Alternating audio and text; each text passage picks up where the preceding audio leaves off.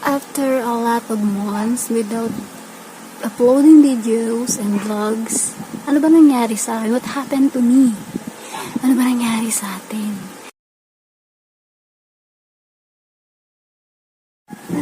Hi! Welcome to my vlog. Ayan, nandito muli ako. Ako po si Brittany Maricar Narvanes. Ayan. So, ano bang meron ngayon? Bakit tayo nag-vlog? Kasi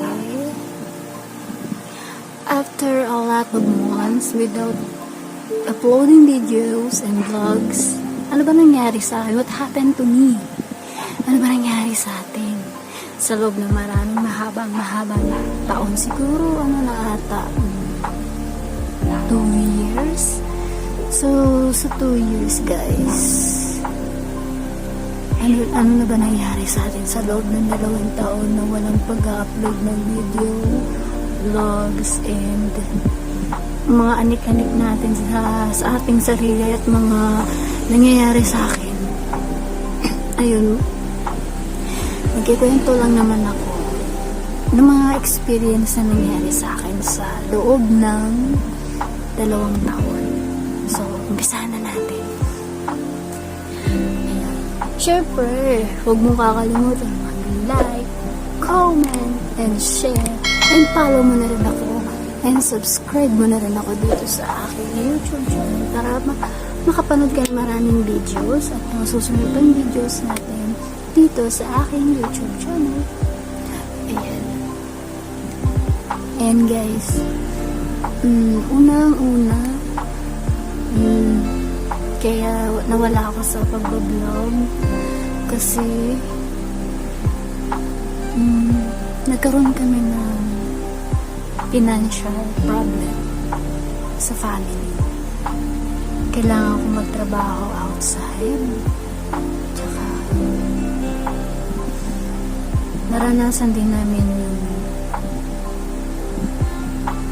hindi kami makabili ng ulam. Ayan. 100 lang, hirap pa kami maghanap. Kaya nagtrabaho ko outside. Tapos, ayun, month of May, year 2020 ata yun. O yun yung month na yun. Lumabas ako.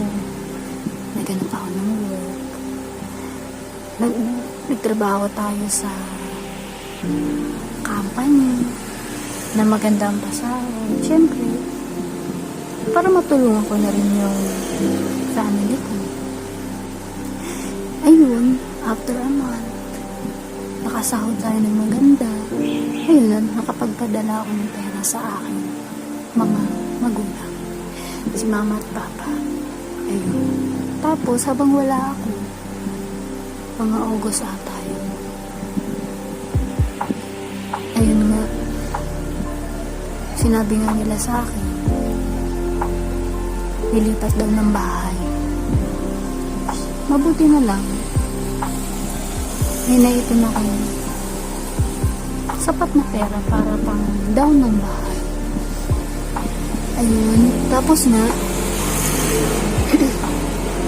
nasabi nila, malaki daw yung babayaran sa bahay. Ano daw? 12,000. Sabi ko, hala, kaya yung pera na ipapadala ko. Paano naman yung pang-araw-araw? Bago pa lang ako dun sa sa trabaho, mga ilang buwan pa lang, siguro 2 buwan pa lang. Siyempre, hindi na ako nagdalawang isip. Ibinigay ko yung 10,000 pang down ng bahay. Siyempre, yung 2,000 natira sa akin. Pambili ko ng pagkain ko sa pang-araw-araw. Kaya ko naman tiisin yung after 15 days pa yung sahod. May tiisin naman akong tao. Hanggat kaya ko, titiisin ko para sa kanila. Ayun nga, hindi ko pa nakikita yung bahay. Pero ang sabi nila, maganda nga daw yung bahay.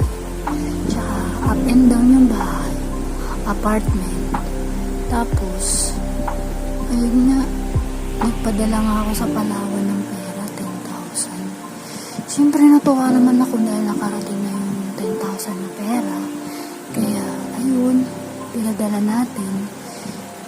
Tapos, yung month na yun, nung August na yun, siguro after weeks, o 1 week lang ato, 2 weeks, yun nga, sabi nila, nakalipat na daw sila, nakapaghakot na raw sila ng gamit. Tapos, siyempre, ako, nasa trabaho ako, malayo ako, stay from work ako, stay in tayo, kasi nga, pandemic nung mga panahon na yun. Ayaw ako payagan ng boss ko, na uuwi ako dito, kahit mga 3 days lang, na makita ko sila. Kaso nga, ayaw ng boss ko. Yun nga, yung kadahilanan na yun na ayaw ng boss ko, siyempre nang problema ako. Kasi siyempre, ang dami ko rin gamit. Mapapagod sila. Siyempre, hindi nila kayang buhatin yung mga gamit na meron ako. Marami din akong gamit. Marami din akong mga anik-anik, mga abubo. Ayun nga. Yun nga, sabi, mabuti na lang. Kagandahan is, nandyan yung pamangkin ko na si Joseph. Ayun. Pinapunta siya ni mama para maghakot ng mga gamit.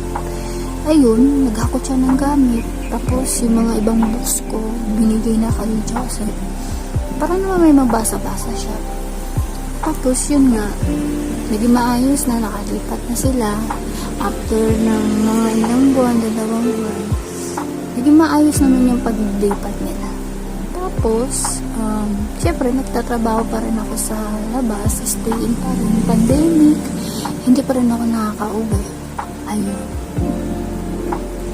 Tapos yun, habang nasa trabaho, ayun, araw ng November, syempre, excited akong umuwi. Nakita ko na rin yung bahay, kung gaano kaganda. Ayun, nung pag-uwi ko, medyo magulo pa. Hindi pa raw nila naaayos yung mga damit, yung mga box, tapos yung mga gamit pa na pwede pang iayos. Nakatambak pa. Tapos yun, umuwi ako, November yun. Excited ako, sakay ako ng FX. Ayun, tapos, nung time na yun, mabuti na lang, hindi masyadong traffic papunta rito sa Sampaloc. Kaya masaya din sa feeling nung time na yun na nakauwi ako. Tapos may dala akong pasalubong na puto cheese na tatlong tray. Ayun, kinain nila yung pasalubong natin na bigay natin. Tapos, siyempre, 2 days lang yung day off. 2 days ko lang din sila nakasama. Umuwi din kagad ako dun sa tinutuluyan natin accommodation para sa pagtatrabaho natin.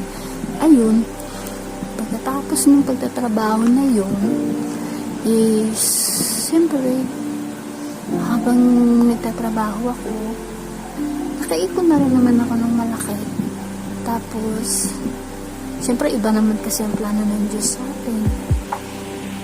Hindi habang buhay nagtatrabaho. Siyempre, gusto rin namin niya na may iba yung mangyari sa buhay. Tsaka di ko rin naman alam yung plano ng Diyos para sa akin. Kaya, pinapanalangin ko na sana kung ano yung magaganda pang gift ni Lord sa akin. Ginagarab ko lang naman. Ayun, bago tayo magkaiyakan dito sa ating pagdadrama, ayun, ang isusunod nating kwento is yun na, after nung pagtatrabaho ng 2 taon, tapos is nagkaroon naman ako ng negosyo. Siyempre, alam niyo naman yung negosyo. Okay. Hindi naman kagad yung unang bagsak ng bukas ng negosyo, makikita ka kagad, diba? Hindi kagad yung 1 million kagad yung bibili at kikitain mo kagad sa pagbubukas mo ng umpisa ng negosyo mo. Siyempre, hindi ganun. Nagbukas ako ng negosyo, October na, August, year 2022. Ayun. Iniwan ko na yung trabaho ko. Nagnegosyo ako. Ayun, nag-umpisa ako sa chili garlic, bagoong, tapos hanggang sa 2 buwan, hindi pumatok yung business natin. Nag-isip naman ako ng rice mill.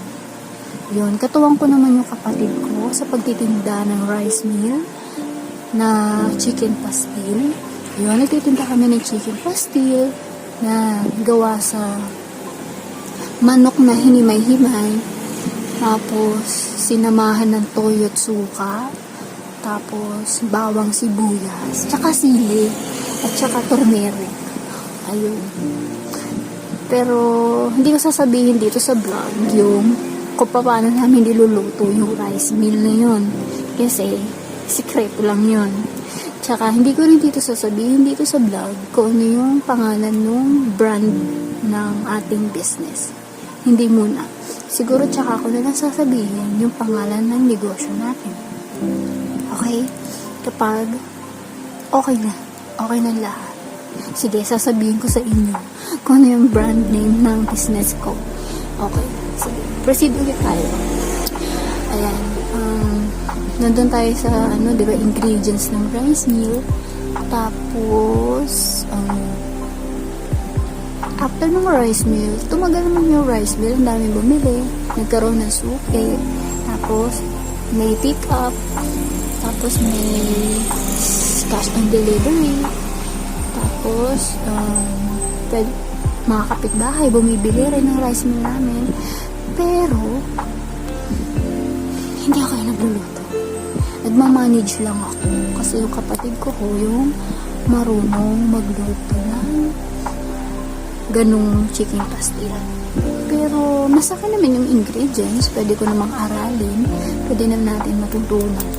Pero the best ata yung luto ng kapatid ko. Kaya hinahanap-hanap hanggang ngayon. Kaya hindi rin kami makapag-umpisa kasi rice meal nga yun. Kailangan yung ingredients. Ganun at ganun pa rin yung lasa. Pero gusto ko siyang makuha yung lasa. Pero wag kayo mag-alala. Gagawa tayong paraan para magawa natin ng paraan yung lasa na yun. Aaralin natin, iluluto natin ulit. Okay. Isa din yun sa hindi ko binibitawan ng negosyo, yung rice mill na yun. Tsaka hindi namin tinuturo sa iba yung pagluluto nun. Lalo-lalo na yung mga halo at sangkap. Okay? Yung ingredients. At after nun, maiba nga ako. Papaliwanag ko mabuti. August, yung nagumpisa ako sa spicy bagoong, chili garlic. Tapos, September 16, inumpisahan namin yung rice meal. Tapos, December 13, 2022, nagsimula ako magtinda ng pizza. Yun. Maliwanag sa maliwanag. Pizza. So, bakit pizza? Nung time na yun, nagkaroon kami ng problema ng kapatid ko about sa rice meal, sa pagtitinda. Ayoko naman ilantaran dito sa vlog na about dun sa pinagawayan namin kung bakit nagkagulo-gulo. Hindi na maganda yung pagsasama namin ng kapatid ko sa negosyo. Hindi namin nagkaintindihan. Siguro sa amin na lang yun. Doon na lang tayo sa pizza. Okay, sa pizza naman, nagkaroon ako ng idea na nanaginip ako noon habang natutulog ako. Kumakain ako ng pizza. Tapos, ang daming flavor. Tapos,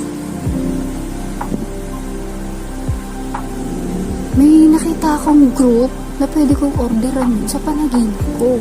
At sinearch ko yun. Tapos tugma-tugma yung nakita ko sa panaginip ko Tsaka yung sinearch ko, doon. So sabi ko, ano kaya naman yung pahiwatig ng Diyos sa akin? At nakita ko itong mga bagay-bagay na to. Siguro, kailangan na namin maghiwalay ng kapatid ko sa pagtitinda. Magsulo siya, magsusulo ako. Kaya, nangyari guys, yun nga, nagsulo nga ako sa pagtitinda ko ng pizza. Ayun. Habang nagtitinda ako ng pizza, siyempre, kailangan ng puhunan. Oo, guys, pinuhunan ko yun. 5,000. Bumili tayo ng oven, bumili tayo ng mga pang-slicer, bumili tayo ng ref na tag 8,000. Siyempre, pera ko lahat yun. Yung mga pinaghirapan natin sa pagtatrabaho sa labas noong pandemic. So, ngayon, ang nangyari na, nakabili tayo ng mga gamit, sangkap, sa pagluluto ng pizza. Ayun, bumili tayo ng cheese. Tapos, meron din tayong box for pizza box. Meron din tayong panali ng pizza. Meron din tayong scissor. Tapos, meron din tayong ayun nga, sauce, hot sauce. Yun. Lahat yun, pinuhunan ko yun. Lahat ginastasan ko. Lahat pinaghirapan ko, guys.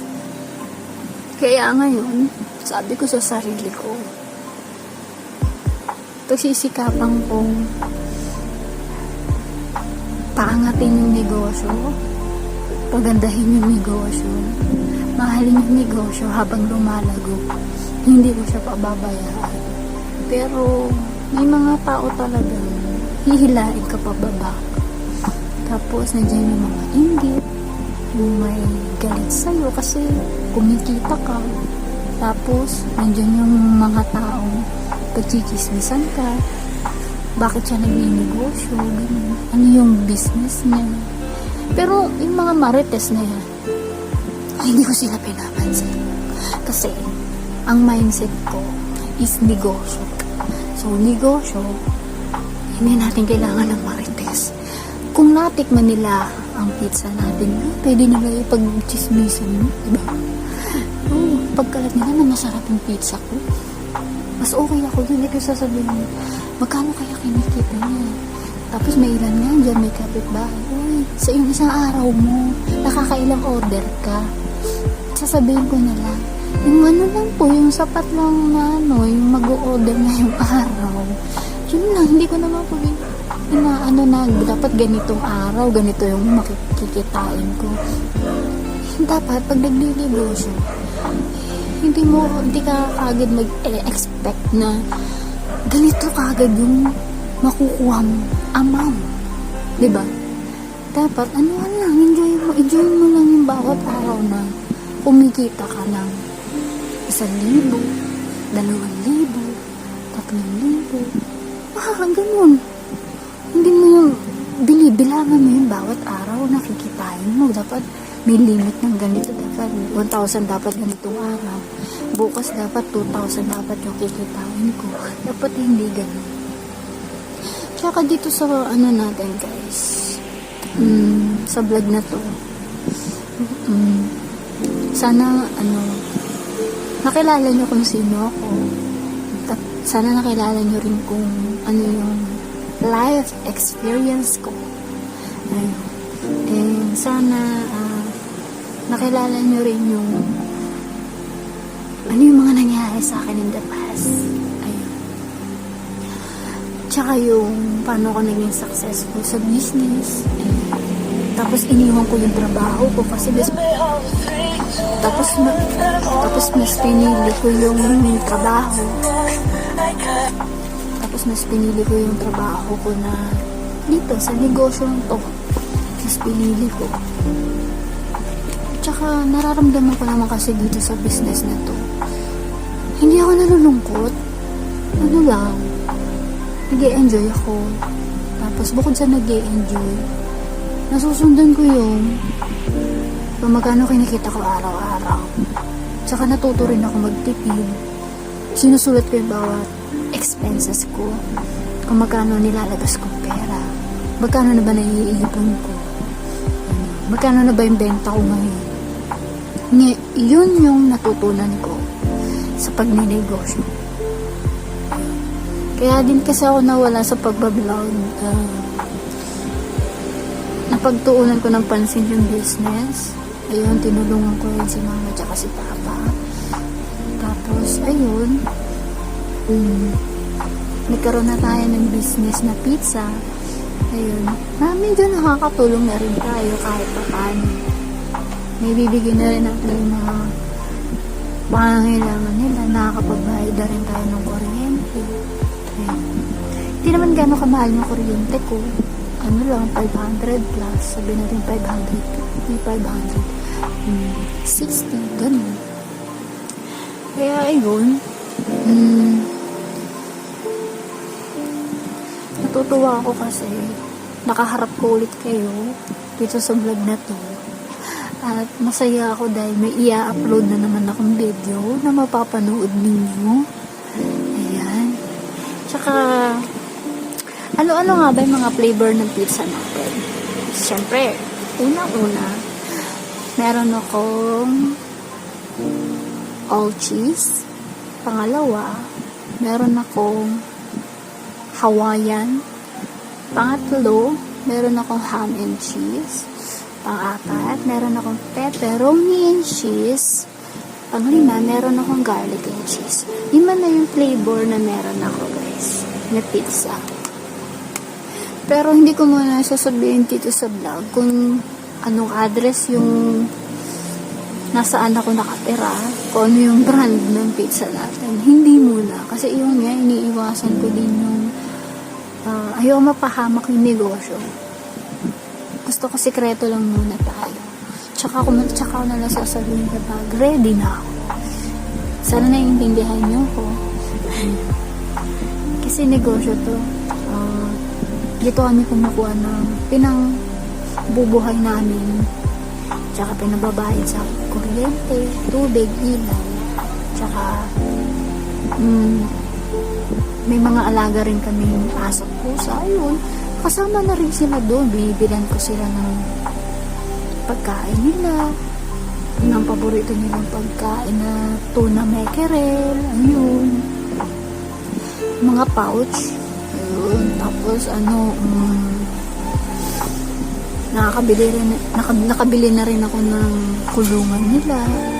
Yung napapacheck ko na rin sila sa veterinarian every month. Diba? Ganun yung napaalaga sa akin itong business na to, si pizza. Tsaka, thank you din kasi binigay siya ng Lord sa akin. Ayun. Tsaka, hindi ko pa alam na po akong nagtitinda ng pizza. Ito lang po ng August 29, 2023. Yan, 1 year na po ang aking pizza. Yan, guys. Sana tuloy-tuloy pa yung pag-angat ng negosyo natin. Sana marami din tayong matulungan. Ayun, nakatulong din tayo sa iba. Tsaka, tatapusin ko na ba itong video na ito? Medyo mahaba na yun. Oo. Baka mahirapan tayo mag-edit. Pero, basta subaybayan nyo na lang yung next vlog natin, guys, ha? Wala muna tayong wala tayong makeup ngayon. Wala tayong travel ngayon. Wala tayong food vlog. Wala tayong mga anik-anik sa buhay. Ano muna tayo, life story muna tayo. Bakit ako nawala? Ano ba nangyari? Ano nangyari sa akin? Bakit hindi ako nakapag-upload ng video? Hindi ako nakapag-vlog? Ayun yung topic natin today. Sana naging masaya kayo sa kwentuhan natin. Tsaka sa pag pinag-usapan natin today sa buhay-buhay. Ayan. Tsaka ito lang masasabi ko sa inyo. love what you do. Yun. Tapos, do what you love. Yun. Tapos, natupad yung dream ko. Natupad din yung dati ko lang siyang gusto, pero ngayon may dahilan na siya kung bakit ko siya pinagpapatuloy. That is my purpose. Nagbabasa kasi ako ng Napoleon Hill. That's my favorite author na binabasa ko ngayon. Ang title niya Think, Grow Rich. Tama ba? Parang nagkamali ata ako.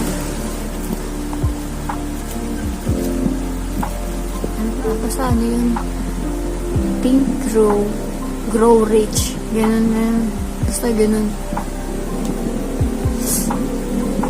Yun. Kay Napoleon Hill yun. Binasa ko lang naman yung mga nagtagumpay na nagbi-business sa kanilang experiences kung paano sila nagtagumpay sa negosyo. Ayun. Gusto ko, syempre, wag natin kakalimutan manalangin kay Lord lagi niya. Huwag niyang pababayaan yung business, lagi niyang aalagaan, tapos wag magkaroon ng mga balakid, kapahamakan na pangyayari, nadadaan sa negosyo. Smooth lang, ganun. Kailangan laging peace of mind. Kailangan yung heart natin, peace of heart, ganun. Ganun lang, lagi kong pinagdadasal. Gusto ko lagi ng peace of mind, peace of heart. Ayoko ng distraction. Gusto ko, nakapokus ako araw-araw sa negosyo ko. Tapos, syempre, sa family. Tapos, ayun. Ayoko yung may mga hadlang sa buhay. Pero hindi naman kasi natin may iwasan yun eh. Pero, ayun, lagi ko nang pinapanalangin na sana walang ganun mangyayari. Kaya yun, mga ka-breath, yun na nga. Dito ko na po tatapusin ang ating vlog kasi, pwede naman tayo nakita sa susunod na ating vlog. Baka sa susunod makapag-vlog na ulit tayo ng make-up, travel, food vlog. Ay, syempre, uunahin ko muna yung negosyo. Yan guys. Like, share, comment, subscribe.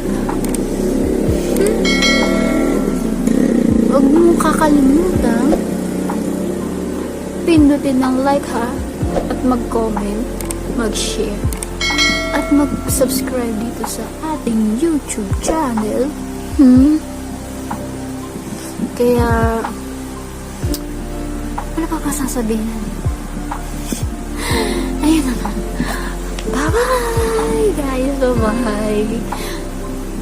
I love you all guys.